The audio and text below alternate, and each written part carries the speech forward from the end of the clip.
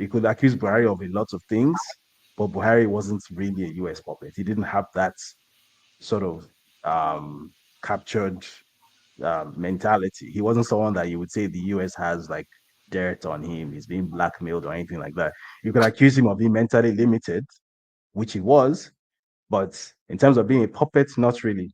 Bola Tinubu, on the other hand, is the SI unit of a foreign intelligence puppet. This is someone who, in addition to his very well publicized criminal record history, it's his very well publicized criminal history and his record of political corruption scandals, things that make him an ideal puppet because there's a plethora of blackmail material to be used against him. In addition to all of that, this is someone who, for the past 20 odd years, it was very well known that this person had been working as a US informant.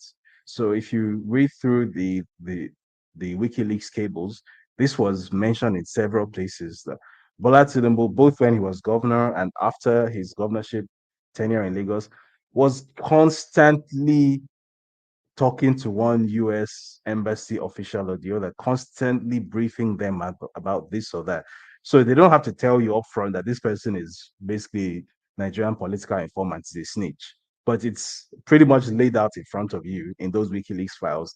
Tinubu has been working for the US government for decades, right? So now, in addition to having a party, which is basically a US government project, a US government creation, they then have a head of state, a president of Nigeria, who is very much a US government, a US intelligence puppet, right? So it's no surprise that now that um the so-called swamp, the deep state that put this whole project together, is now sort of threatened by the re-entry of Donald Trump into office and the fact that Donald Trump specifically hates these exact people for a completely different set of reasons, but he specifically hates these people. And all of them know that their jobs are on the line. All of them know that they're going to be in danger of not just losing their careers, but some of them might even, potentially be going to jail. If Trump is vindictive enough. Knowing all of that, obviously there's a lot of panic behind the scenes, and Tinubu knows that for the foreseeable future, he has actually lost the political cover that he enjoyed with the Democrats. He knows that.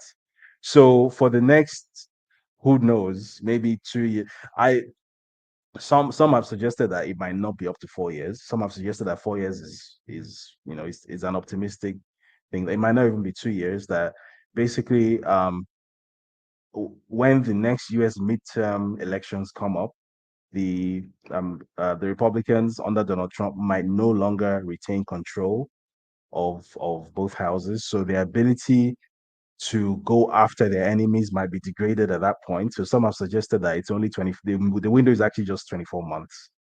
But the point is whether the window is 2 days or 24 months, there is a window which is maybe it's already started, maybe it's going to start in January after the inauguration, but there is a window within which Tinubu is going to be politically exposed.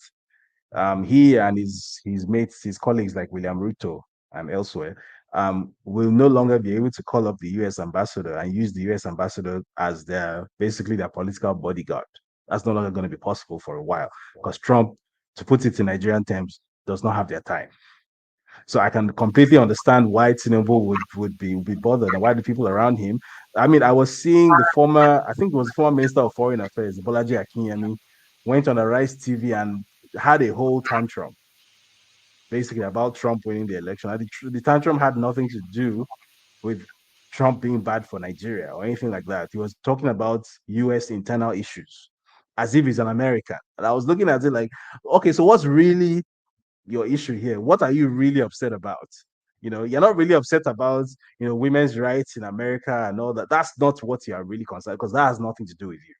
So we know what your real game, what's really worrying you, or people like Sam Omashe, who, as you know, is a Tinubu mouthpiece, coming out and saying, "Oh, the U.S. electorate has disappointed him. That they've chosen a racist, blah blah blah blah blah." And I'm like, oh, so you suddenly care about American racism? Is that